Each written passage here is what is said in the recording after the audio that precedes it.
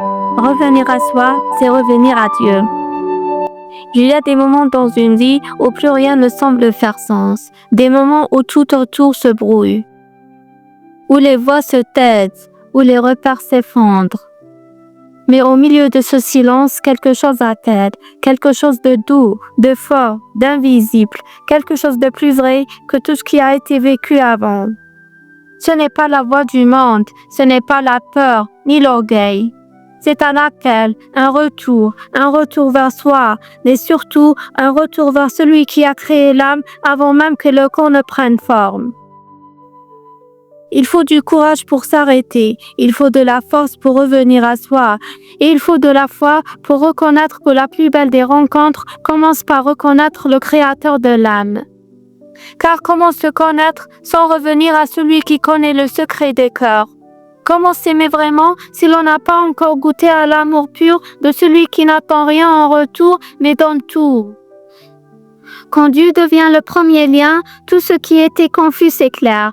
Tout ce qui faisait peur s'apaise, que ce qui blessait devient matière à renaissance. Et nous sommes plus proches de lui que sa veine jugulaire. وَنَحْنُ أَقْرَبُ إِلَيْهِ مِنْ حَبْلِ الْوَرِيدِ. Sourate Qaf, verset 16. Ce verset me touche profondément parce qu'il dit l'essentiel. Dieu n'est pas loin, il n'a jamais été absent. C'est seulement le bruit du monde qui nous enveloppe au point de nous faire oublier sa présence si l'on ne revient pas vers lui. Mais lui, il n'a jamais détourné son regard. Dans le silence, c'est dans le silence que le cœur parle et dans le silence que Dieu répond. C'est dans les nuits pleines de solitude que l'âme se souvient d'où elle vient. Quand tout s'efface, quand plus personne ne comprend, quand les mots n'ont plus de force, alors il reste Dieu. Pas un Dieu lointain, mais Dieu vivant, proche, juste, tendre, celui qui guérit, celui qui rend justice, celui qui sait. C'est en rappelant Dieu que les corps trouvent la paix. Sourate Ra'd, verset 28. Oui, c'est vrai, le corps humain n'est pas fait pour être vide, il est fait pour être habité. Et le plus bel habitant du corps, c'est la présence de Dieu.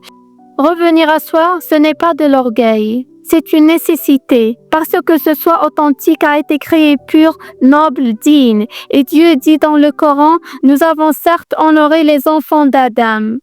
وَلَقَدْ كَرَّمْنَا بَنِي آدَمَ, Sourate l'Isra, verset 70.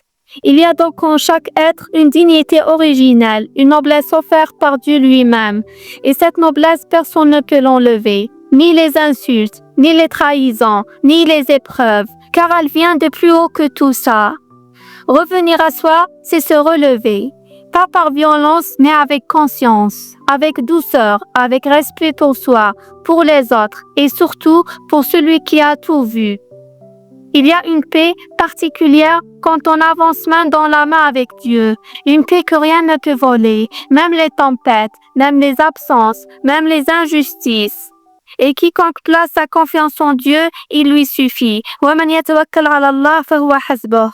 Sourate Talaq, verset 3. Et pourtant, on doute parfois, on trébuche, on se détourne. Mais même dans l'éloignement, Dieu reste proche. Même dans les fautes, il entend l'appel du corps sincère. Dis, ô mes serviteurs, qui avez commis des excès contre vous-même, ne désespérez pas de la miséricorde de Dieu. قُلْ يَا عِبَادِيَ الَّذِينَ أَسْرَفُوا عَلَى أَنفُسِهِمْ لَا تَقْنَطُوا مِنْ رَحْمَةِ اللَّهِ. Sourate Zumar, verset 53. C'est une révolution douce, silencieuse, intérieure. Revenir à sa propre lumière, revenir à sa propre foi, revenir à celui qui n'a jamais oublié. Même quand les larmes coulaient sans témoin, même quand le cœur saignait sans bruit, même quand l'injustice semblait gagner. Lui, il était là, et il a vu, et il a compté les pas, les silences, les prières, même celles qui ne sont jamais sorties des lèvres. Ton Seigneur ne t'a ni abandonné ni détesté. Ma wadda'aka rabbuka wa ma qala. Sourate Duha, verset 3. Et maintenant, à ceux qui écoutent, as-tu déjà fait ce chemin, pas celui vers le monde, mais celui vers toi, et vers celui qui t'a créé? As-tu déjà goûté au calme d'une prière sincère quand le monde dort? As-tu déjà senti que Dieu répond, même en silence, même sans mots? Alors je t'invite à t'arrêter, juste un instant, à fermer les yeux et à poser cette question simple à ton cœur. Ai-je vraiment envie de vivre sans Dieu ou suis-je prête à revenir à moi en revenant à lui? Le voyage commence là et c'est peut-être le plus beau des voyages.